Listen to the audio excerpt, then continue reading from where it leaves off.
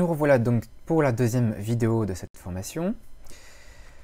Donc je vais vous présenter une première partie théorique et vous expliquer quelles sont les différences entre dessin matriciel et dessin vectoriel.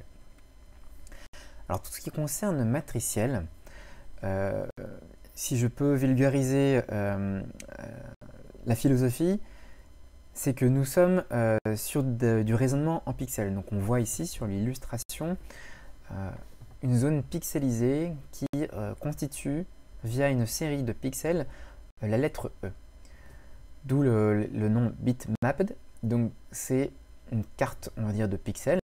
Alors c'est un peu plus complexe que ça, bien sûr, hein. On a les pixels, mais on a également les informations qui sont contenues dans les pixels, c'est-à-dire les couleurs, les intensités et tout ça.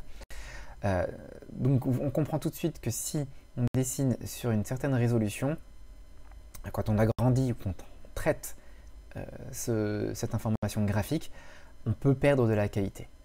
Voilà. La différence donc, en vectoriel est que on n'utilise pas les pixels, mais on utilise plutôt des coordonnées ou des informations mathématiques pour définir une forme. Là on voit très bien des courbes qui représentent le contour de notre lettre E. Donc l'intérêt, c'est que quand on agrandit, par exemple ici la lettre E, on ne perd pas en qualité graphique. Donc en parlant de qualité graphique, donc voilà, on ne perd pas en pixel, on n'a pas de pixelisation. Également, les fichiers sont de faible poids, hein, contrairement aux fichiers comme on connaît, les photos qu'on peut récupérer de nos réflexes numériques. Plus on souhaite avoir de la haute qualité et plus les quantités d'informations contenues dans notre fichier image font que le fichier est lourd. La contrepartie, c'est que cela demande une certaine prise en main.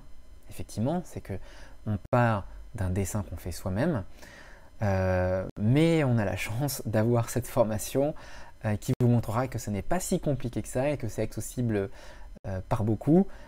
Et surtout grâce à Inkscape et en général à tous les logiciels open source et gratuits, fait que nous avons des outils accessibles au plus grand nombre. Passons rapidement donc à l'installation. Donc je vous invite à vous rendre sur la page donc inkscape.org. Hop, je vais basculer mon écran.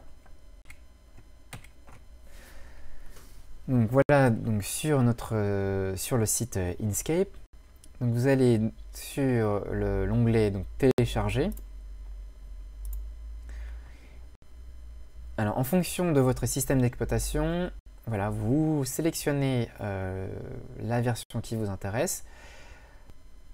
À noter quand même que pour les détenteurs d'un Mac, donc qui tourne sous macOS, je vous invite à cliquez ici et l'installation demande une étape supplémentaire, c'est-à-dire qu'il faut rajouter une couche graphique pour le Mac. Donc ici, je vous invite à choisir une des procédures d'installation. Donc moi personnellement, j'ai utilisé Xquartz.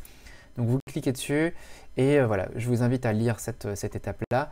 En fait, il consiste à rajouter donc une autre application qui s'appelle Xquartz que vous pouvez télécharger ici. Et je vous inviterai donc à suivre les étapes d'installation. Donc il y a des paramètres à mettre en place.